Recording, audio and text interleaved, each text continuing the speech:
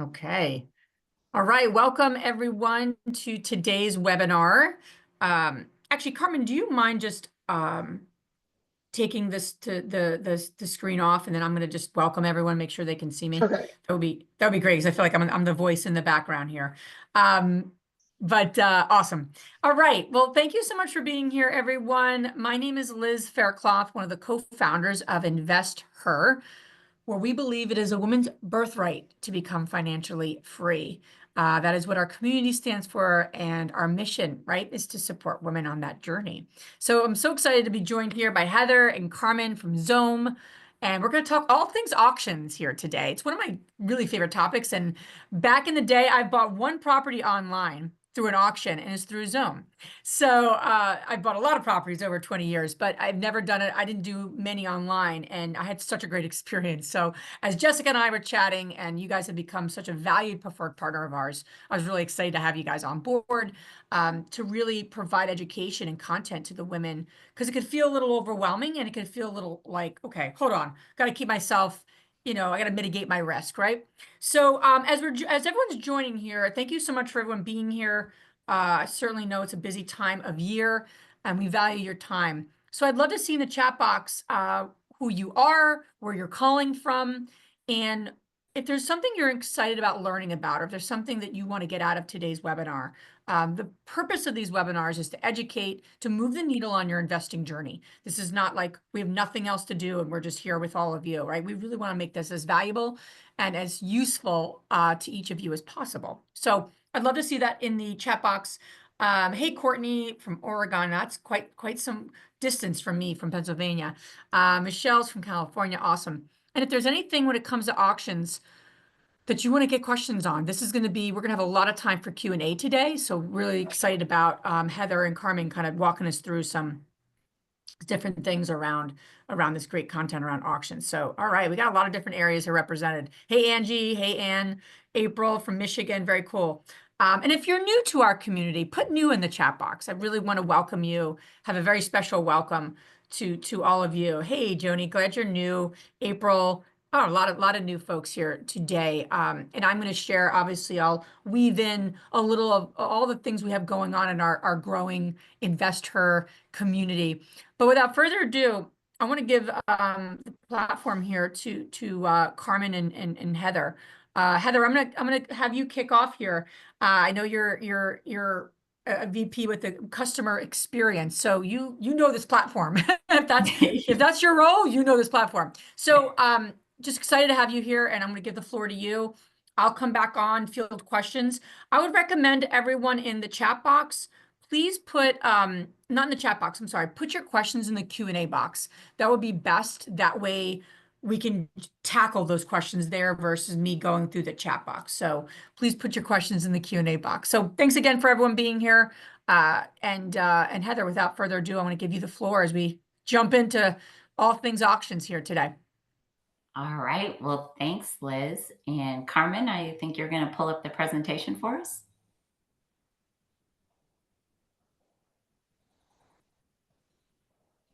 Awesome. All right. Well, we are super excited to be here today and share with you some valuable insights and strategies to help you navigate the auction process successfully for both buying and selling properties at auction. And so what we want to start off with is on the buying side of the house. So for buying, Carmen, if you can, yeah. For buying, there are four main stages in the auction process. There's the searching, bidding, buying, and owning. And what we're really going to focus on today is the first two stages, the searching and bidding, because that's where it all begins. So when we look at searching, you really do need to come up with a strategy, and you need to know your budget. You need to understand financing options, what locations you're looking at, and what is the end goal you have in mind. And after you do some more diligence through that, you will go into the bidding portion, which is actually probably the funnest part of auction. But you do need to remember your strategy. You need to make sure that you're looking at the fees and that you're able to place your best bid. It's really easy to get very excited and maybe overbid in auctions, that you do need to remember to keep those strategies in mind. So let's start tying this all together. The first key stages of both searching and bidding, by understanding what you're looking at. And that starts with our auction transaction types. And the first transaction type that we want to talk about today is bank or real estate owned properties. Now, what these are, they are owned by a lending institution. They have failed to sell at a foreclosure sale, and most of these properties are sold as is, where is. With these properties, you can typically there can be ones that are financeable and ones that are cash only. They're both vacant and occupied. So inspections are going to be determined on if the property is vacant or not. And you'll have your typical single families, mobile homes, you'll have multifamily, and some commercial properties as well. Our next type of property is your non-bank owned properties. These are privately owned properties that are available for sale. With these properties, there's usually going to be less renovations or repairs needed, but there are still some deferred properties in here. These are going to be your properties that are going to be, though, a little bit more turnkey.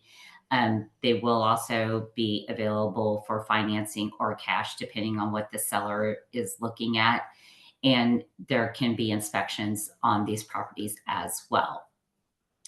Our next type of property is our CWCOT second chance foreclosure properties. CWCOT stands for claims without conveyance of title. These are cash only properties, and they're sold at a discount. So these are properties that they did not sell at the foreclosure sale, so now they are being sold through auction. Again, they are sold as is, but a key feature on these is that there are no buyer's premiums. On the first two transaction types that we did talk about, there is a buyer's premium, which is typically 5%. So that means whatever your winning bid amount is, let's say it's 100,000. If it's a 5% buyer's premium, then you'll pay an additional 5,000 on that property. So with CWCOT, some of the other key features is that these are bought sight unseen, because they are listed as occupied, and there are no agents involved in these properties on this transaction type. Our next transaction type is the bankruptcy trustee. With bankruptcy trustee, these properties are being sold to pay off bankruptcy debts. They're usually financeable with possible inspections. And then our next transaction type, if it moves to the next slide, is our foreclosures. These are overseen by an attorney or a neutral third party. Most of these sales are held in person at the courthouse steps or a designated location, but some states do have their bidding online, such as Florida. And these locations and auction times will vary by states, but on our site, it'll have when these sales are being held. Often the price is set to only cover what is owed on the property. These are also being sold sight unseen as well. And then our last property type are short sales. So a short sale is being sold at a lower price than what is owed on the mortgage. They're very similar to traditional sales, but they do take a little bit longer to close because you do have to go through the lender approval process. You are guaranteed clear title. There are inspections, and financing is available. On these, for short sale properties, also the closing costs are often split between the buyer and the seller. So that will wrap up the type of transaction types that we have in auction. And what we want to move to now is really your strategy and due diligence. So when we're looking at strategy and due diligence, you really need to cover your buying strategy, knowing the location you want to buy in, what your budget is, and if there is financing available, the different financing options that you have, whether that be a conventional financing or a hard money loan. You also want to know what your end goal is with your properties. Are you looking to build a rental portfolio? Are you looking for a fix and flip? Or are you looking to buy, renovate, rent, refurbish so that you can fund other properties? And then what you also want to make sure that you understand is what is your risk level. Some people only feel comfortable buying in their local area, while others will expand out to other areas outside of their local area, whether it be regional, whether it be, into another state. You just have to get that comfort level that you will have. And knowing what is the highest price. Carmen, if you can go back one more slide, sorry. Knowing your price point, and then also knowing what transaction type you're most comfortable. Because there are some people that are more comfortable with buying vacant only. Some people are comfortable buying both vacant and occupied. So you really want to know those transaction types. Next will be completing your due diligence. Due diligence is a very, very important stage. You need to research estimated values, know the title informations, understand repairs and renovations, and especially knowing the occupancy type. Because if you are buying an occupied property, you will be responsible for the eviction of that occupant, or if you want to keep them in the property, setting up a lease with them, and so forth. And if it's possible, it's great to go and get a firsthand look at the properties. So, especially for vacant properties that have a listing agent involved, really try to get out there and schedule, to view that property and see what that property looks like. So, next, we're going to go into how do you find properties and bid on properties. The first thing is to create a search based on your criteria. So on our platform, you can do property preferences and create saved searches, or you can go in and use the many filters that we have. You can filter your search down by asset type, property type. It's really unlimited what you can filter your search by to get the properties that are going to meet your criteria. And once you do that, you'll visit our property page to learn about the properties. On the property page, it will have comprehensive details about the property, and you will be able to just really get a wealth of information from the property details page about the properties. And then once you have found your property and you've gotten those details in and you're ready to bid, like I said, that's the exciting part. So you'll register for your auction event. Make sure you remember that bidding strategy. You'll place your bids during the auction, and as the auction's going on, you'll be watching your dashboard to see where you're at, if you've been outbid, if you need to bid again. And once the auction ends, on your dashboard, you'll keep an eye on that for post-auction updates. So with that, if you're not comfortable, we do have this great auction simulator. So if you're not comfortable diving right in, you can put your skills to the test using the auction simulator game, and you'll comb through listings, you'll place strategic bids, you'll understand what your exit strategy is or your end goal, and build your portfolio. So it's a great way to try bidding at auction, understanding auction risk-free. So now what I'll do is turn it over to Carmen to walk through our selling side on the Xome platform.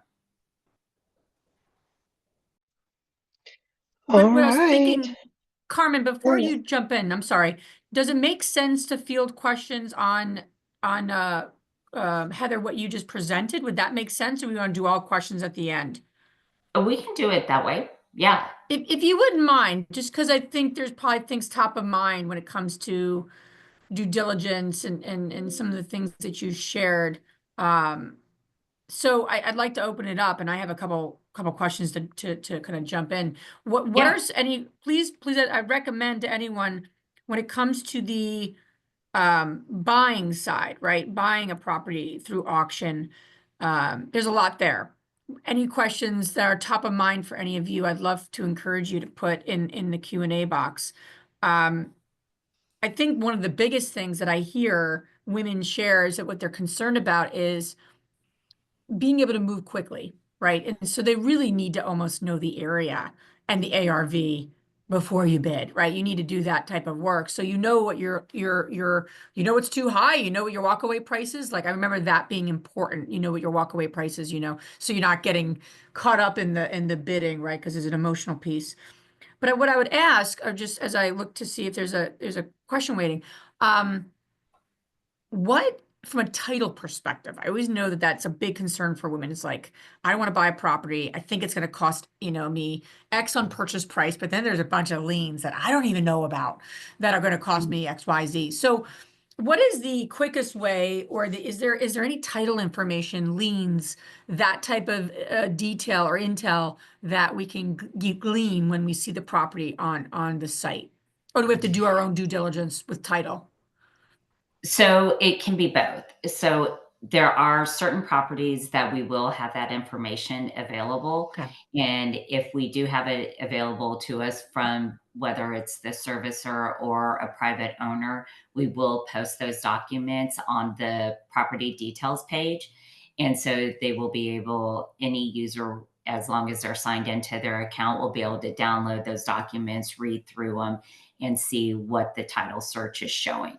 Otherwise, if Okay. that's not provided to Xome, then it would be the responsibility of the user to get with, a title company and pull a lien search.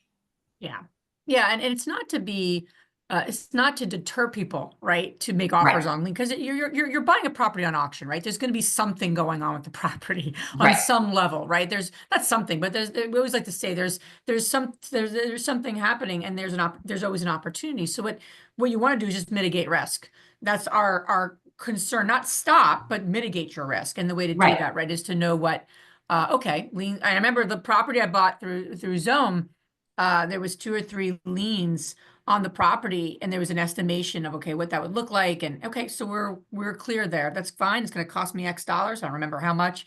It was some time ago, but at least I knew ahead of time. I mitigated that risk versus a surprise after.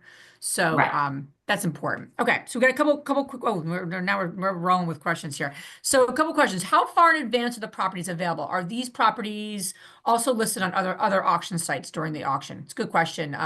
Felicia.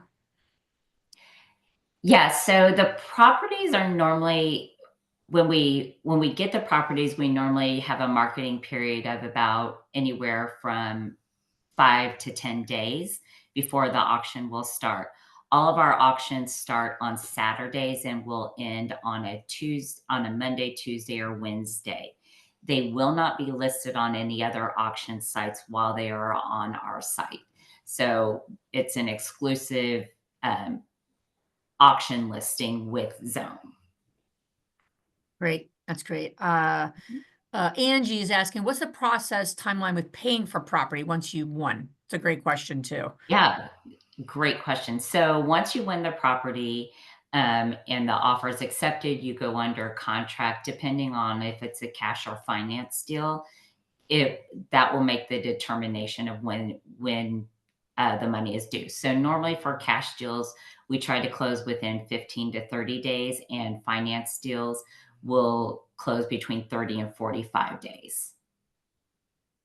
Does it actually say on there, this property is cash only, this Yeah, property is cash and finance? Okay, I would imagine that's a big piece of the puzzle, right? That makes yeah. sense. But okay. All It'll right, show awesome. that under our key features, whether it's cash only, financing available. And also, just one thing to note on cash only, we also do consider hard money loans as cash. Okay, which would make, yeah, that makes sense. And we have some great lenders part of our community too, so you can move quicker, right? Yeah. Okay, can they share what is the breakdown of the types? Okay, so can you share what is the breakdown of the types? Foreclosures versus short sales, et cetera. Is one more prevalent? So meaning you had shared a few of the different types of, Mhm. of auction property. So it sounds like you just want to know, anonymous attendee, wants to know if one's more prevalent than the other. So there's currently on our site, we have more foreclosure sales than we do short sales because foreclosures are the top of the funnel, right? Yep. So it'll start off at a foreclosure sale. If it doesn't sell at the courthouse steps, then it'll move on to the process, whether it'll go into auction, it'll go into a regular retail listing. But that's the top of the funnel is the foreclosures. Now, short sales have to also be initiated by the homeowner. So if they're in that loss mitigation waterfall, they will have to get approval from their lender to obtain a short sale. Okay. That's great. Thank you. And then are there fees to join or bid or either?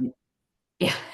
So there are no fees to join Xome. It's free to create an account with Xome, and there's if you register for an event, when you create your account, if you do an ID verification with us, then you can bid for free. If you choose not to do the ID verification when you register for an event, there will be $1,000 hold placed on your credit card. And once that event ends, that $1,000 hold is released. So you can bid on as many properties as you want that are in that auction event. But most people will go through and do the ID verification. They just put in some information that's not stored on our website. It just transfers over to a third party. They verify your identification, and then you can register for all the events and bid without having a credit So they card know hold that you're placed. not some sort of bot or something, correct? Right. Is that the, Yeah. yeah, makes sense, and that's important. How about Teresa, you're asking, this is a good question here. How long does it take to find out about liens through title? So normally most people it's really going to depend on the area, right? But you can typically get a lien search back within 48 to 72 hours. And especially Yeah. if you have a good relationship with a title company. And I think what's fascinating with auction sites, and then we'll throw it to you, Carmen, as you jump into the selling part, which I love too, is that if you know your area and you know what the ARV of a single family home in Atlanta, Georgia, just kind of thinking of Atlanta, Georgia, you're able to move faster. And not only the asset class, but the strategy that you're going to use. Are you going to flip it? Are you going to do an MTR? Are you going to do a single family home? Got to remember, people pass on property because they might be looking for it for themselves to live there. They may not be thinking the investor strategy, right? And so that's the unfair information that we have as investors. That's the work to do.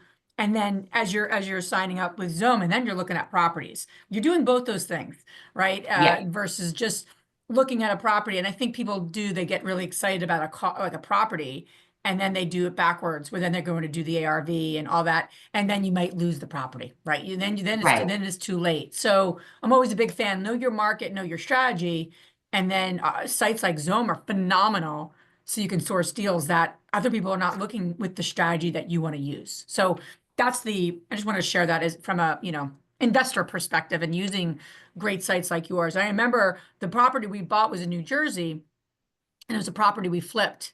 And I knew that area. I knew that area well. I knew all what I was looking. I knew exactly what I wanted to get in. I knew what I'd sell it for. I had that all figured out. Now I had to find a property that was in the right cost for me, right? So just good food for thought for everyone I wanted to share. All right. Carmen, without further ado, thank you so much, Heather. That was really helpful. Yeah. And I'm sure, and if you have other questions for Heather, put them in the Q&A, but we're gonna give it to Carmen here. All right, well, here we go. Share my screen again. All right, can everybody see? Are we good? Yes, perfect. Okay, perfect. So I'm excited to tell you all today about our do-it-yourself portal. This is our seller portal platform that is new to Xome. So without further ado, let me just give you a little bit of background of the seller portal. Again, like I mentioned, it's a do-it-yourself portal. Our platform is meant to make things easy, simple, full transparency for anybody interested in selling their property on our platform. It's user friendly. It puts you in the driver's seat and in full control of your transactions. So the three key benefits of this portal is that you're going to get visibility. You'll have access to our marketplace of buyers as you're uploading these assets to our platform. So you'll have visibility to our expensive buyer pool. You will also get a user experience that is, again, simplicity is key. So by simply entering an address, and once that address is entered, details will populate. And last thing is the transparency part that I just spoke about. You're going to always be in the loop because you're in the driver's seat. Our platform allows you to track the process from start to finish. So it's a step-by-step process. So let me go over a little bit of the guidelines for this portal. Real simple. So what happens is it's again step by step. You start with the seller onboarding process, which means you must have a Xome account. So the Xome account is free. So once you input your information to become a seller on the platform, there's a 72-hour verification process that you have to be verified in order to start the process of selling. And once you've done that, then you can start your property upload after you've been approved. It takes about up to 72 hours. Sometimes it could take up to 24 hours. It just depends. I would say the 72 is only if you did it on a weekend. If on a Friday night, hey, I want to go log into Xome, upload a property. Well, make sure you're verified first. And so after you've gotten that property uploaded, we then start the process of what we do is we have to QC that property, make sure we're getting, this is the process where we're making it ready for marketing. We're getting it prepared for the auction on behalf of the seller. As Heather mentioned, our properties, the auction starts on Saturdays. So as soon as you can provide us with the details as far as marketing description, bedroom count, my team, what we're going to do is we're going to just QC just to make sure that we've got all the information ready to get it ready for auction. So once we've got it marketed, we'll go to auction. So that's where you'll be able to see your property live in auction. You can also see what's going on your dashboard. You'll see who's placed bids on that property. You'll be able to make decisions as to what you want to do with that property once auction has ended. So you will be in control of, do you want to counter, reject, or accept that offer? So once that's ended, we do go into what's called our post-auction period. That's when the seller and the buyer will then get together via, communication email. But we'll make sure that our buyer is signing an auction addendum. Buyer and seller, they'll agree to the auction addendum. Then the purchase agreement, we do ask that sellers provide a purchase agreement. If it can't be generated by the seller, then Xome can assist with that purchase agreement. And so also after we've gone through the purchase agreement, we do have preferred title companies that we can offer to our sellers and buyers. But that process is going to be streamlined where we follow up with our title company to ensure that we're getting our HUDs and we're getting prepared for closing. All right, so just some of the guidelines. I think you all will enjoy this is that the seller portal, there are no fees to the seller. So this is a free portal to the seller. The charges do go to the buyer. Heather mentioned that buyer's premium. So Xome does collect a buyer's premium from the buyer on these deals. So whatever that purchase price may be, you have to remember that the buyer is paying that 2,500 or 5%, whichever is greater. And so there are no agent commissions on these deals. Those will also be negotiated. So if there's an investor that's working with a listing agent, just know that the listing agent and that investor will need to negotiate those fees between them. And then just the bidding process, the way that that works is that the seller is in control of what they want to list the property for, and our system will generate that starting bid amount. So seller is responsible for providing us their reserve, list price, and again, seller's just driving what they are looking for in this deal. And so post auction, just as we mentioned, after we've gone the contract, there is a period where we do want the seller to make a decision based on these deals within a 24-hour time frame. You still will have your earnest money deposit that will be due on these deals, and our auction disclaimer does state on some of those property details page is that it's 3%. So there is an earnest money deposit that is held with the title company, and we just hope for a successful closing after that point. And that's So it. Carmen, if you can go back really, Carmen, if you don't mind going back. So the fees Okay, that a seller would be incurring, right? They're paying, who's paying the 5%? So the buyer is paying the 5%. Got it. correct. I'm Yes. selling my property. I'm paying what? I'm paying what? What am I paying to sell my You property with you guys? you don't pay Nothing. anything. It's free. The seller, it's a do-it-yourself portal. It's free. Xome is just collecting their buyer's premium from the buyer. So it's a no risk opportunity. Is there, and I'm curious, please encourage everyone to put some questions in Q&A. But what is the ideal property to list on Xome? Do you know what I mean? Like what would be the properties, ones that are occupied, ones that aren't occupied? I know it really depends, obviously, because everyone has different strategies, right? Different areas, you know, adhere to different type of strategies and things of that sort. But I'm just curious, the folks on this call and watching this, what would make them think, let me list my property on Xome? Are they just not getting, if they list it with a realtor, they think they're not going to get the best price? Is it vacant? They just want to get rid of it? Like what? Help me understand. Is it quickness and timing? So is that more of the goal versus the highest amount? Because sometimes there's different goals, right? Sellers want different things. So give us a little context of like what that mindset is for the seller. So then folks watching go, okay, this is a great opportunity to list it on its own. I mean, we see a lot, honestly. They're, like you said, it's very goal driven. It just really depends on if maybe a listing agent has had a client who hasn't been able to sell their property for 60 days and they Sure. want that exposure. So that's what sellers are getting is the exposure to our Yeah. database, our buying pool. And I mean, we've seen just properties that could be the Taj Mahal versus something that is out in Timbuktu and they all, they sell. It could take a couple of auction runs, few auction runs, but the good thing is that we do auction our properties on a weekly basis. If the seller wants more marketing time, we can take breaks in between those weeks just to give them more exposure, kind of, a coming soon, and, bit out there just to let Okay. buyers know, okay, this property is coming. But we see lots of different sellers in our pool, from an Makes sense. investor, from listing agents, occupied deals. We've got sellers who purchase properties. They may have an occupant in it and they just want to, because our platform will tell someone that you're responsible for getting any occupants out. So if you have a property where you can't get someone out, then you can list it on our platform. And Yeah, like it's like a Carmen no said, risk just to, solution. Yeah, it's a no risk solution. Sorry, Heather.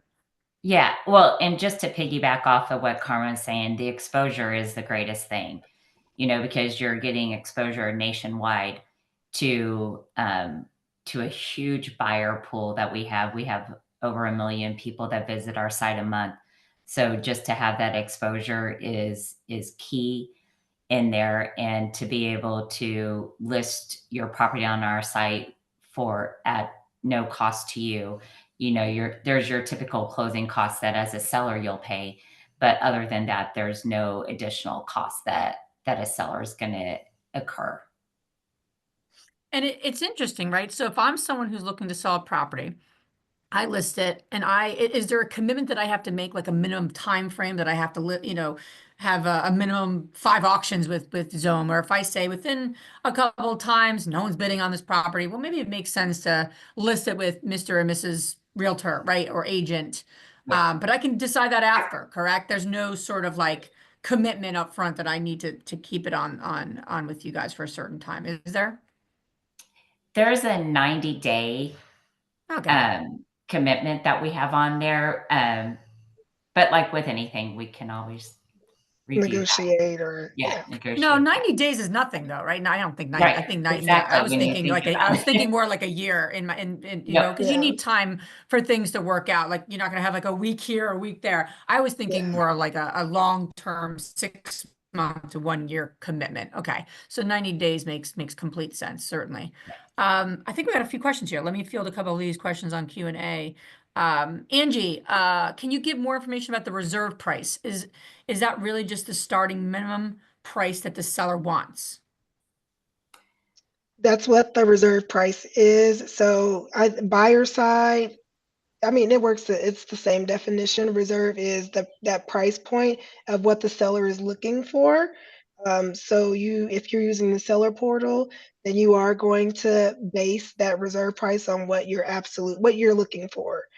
Even on our buyer side, our sellers, they give us that reserve price. If you are looking to buy a property, you know, the seller will counter, reject, or accept.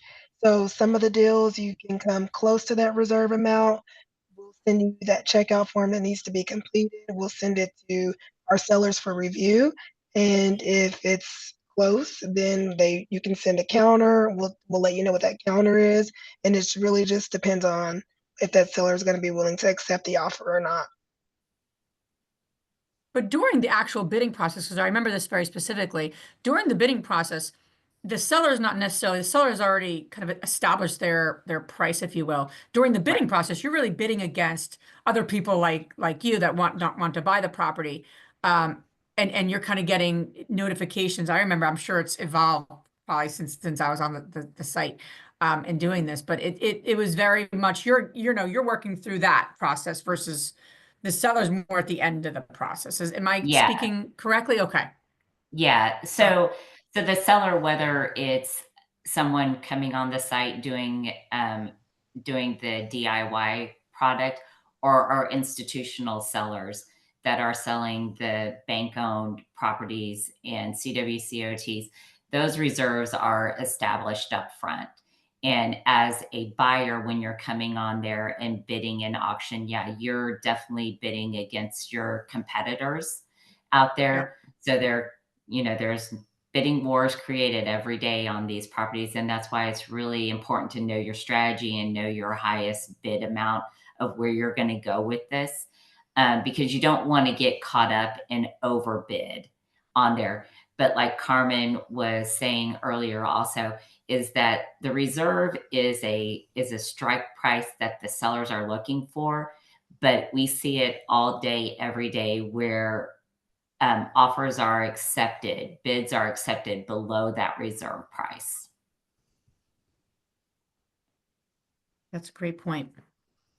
So, and you wouldn't be no, you wouldn't as the potential buyer, you're not notified that until it gets closed, correct? Then you'd get that notification. So you may think you didn't get it, but actually end up getting it, I guess is one Right. way to Yeah. say So it. Okay. when an auction ends, so on our site, if you hit the reserve, it will show that reserve has been met.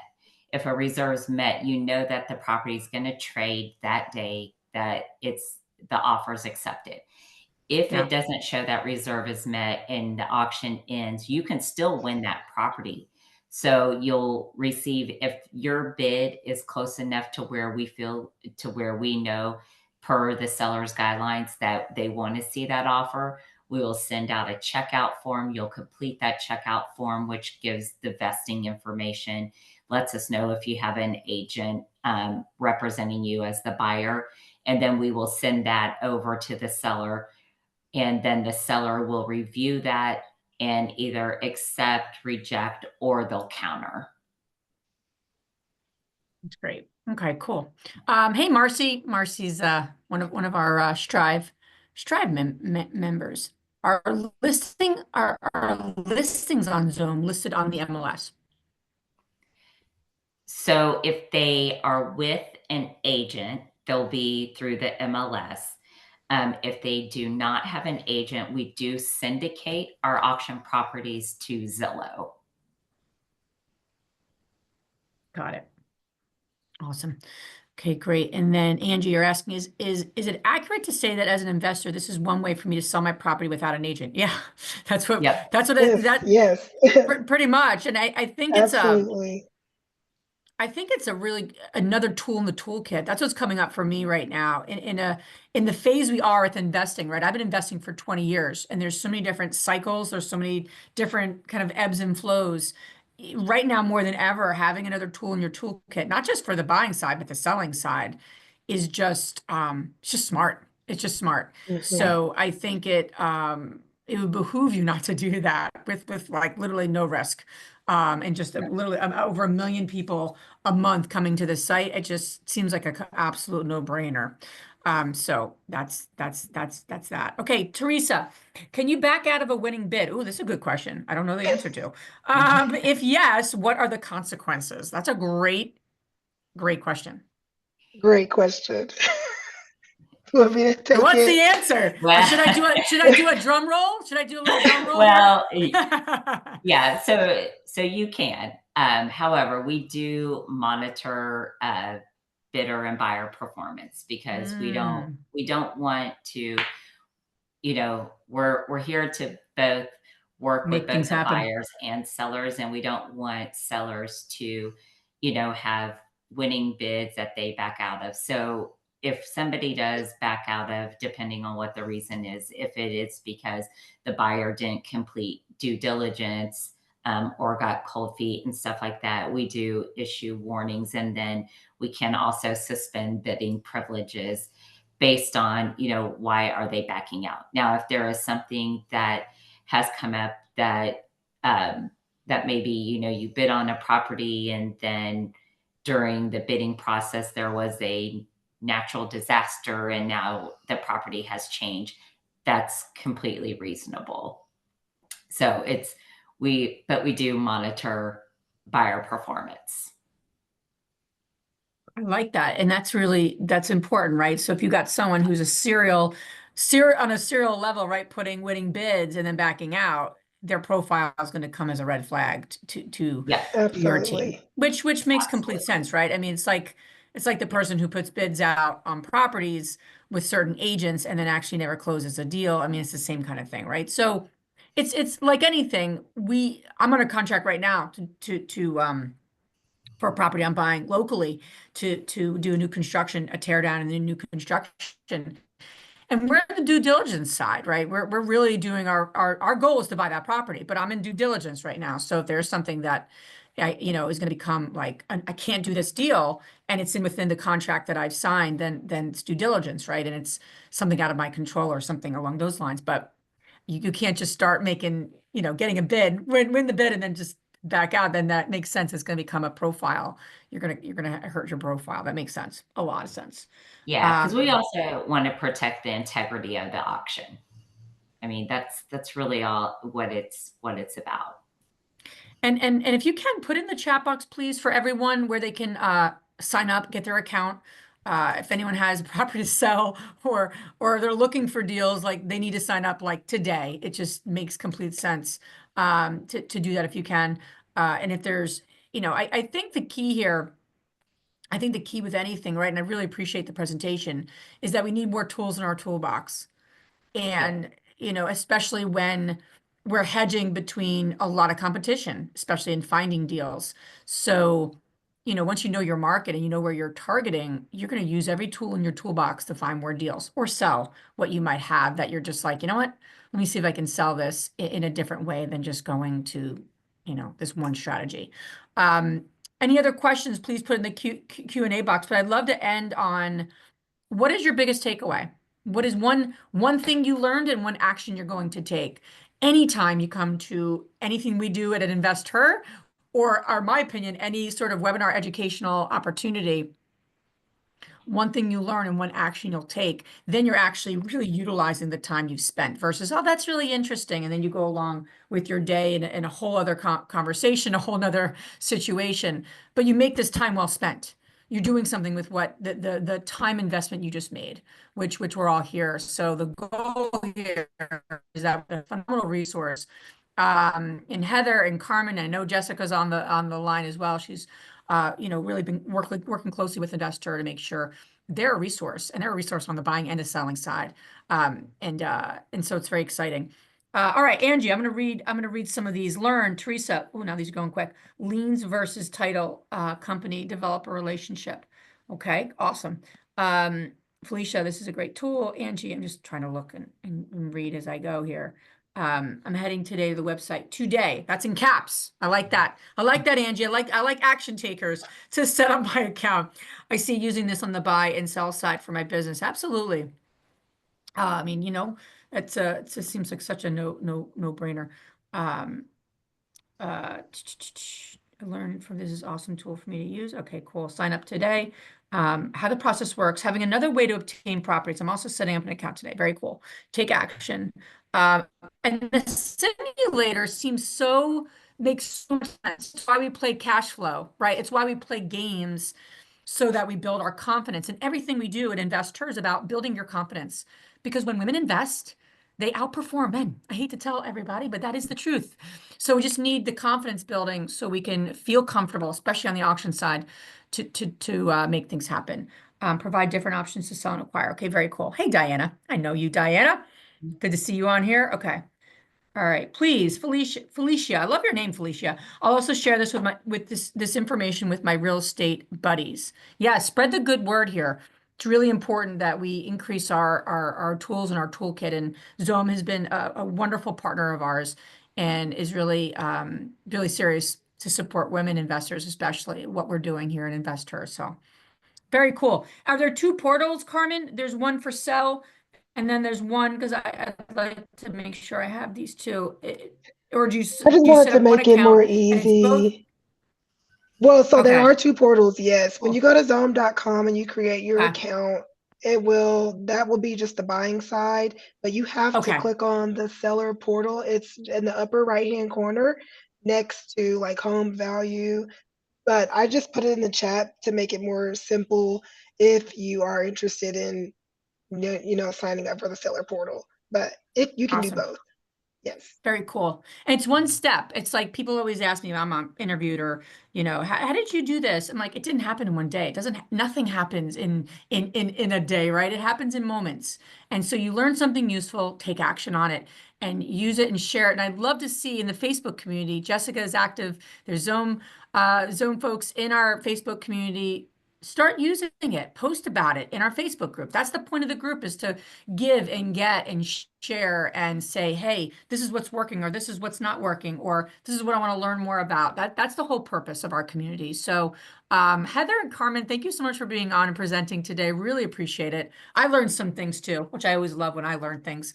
And I knew a bit, but I'm like, oh, that's a good point about hard money. What I learned is hard money can be considered cash. I Cash. mean, I know that globally, but I didn't realize that would be the case for an auction. So I didn't realize that. And Jessica, I know you're behind the scenes, but thank you so much for everything, all of your partnership for Invest Her and all the good things we're doing together. So thank you. All right, everybody, take some action. This recording will be on our blog, therealestateinvesther.com/blog. We'll be posting, I'll be doing a little highlight post in our Facebook group just about some of the key things that I learned and that would be useful for everyone with some of the links. And thank you so much for being on, and do something with what Thanks you for learned. having us. Thank you. All right, Happy everybody. holidays to everybody. Happy holidays. Take care, everybody. Thanks. Bye now. Bye.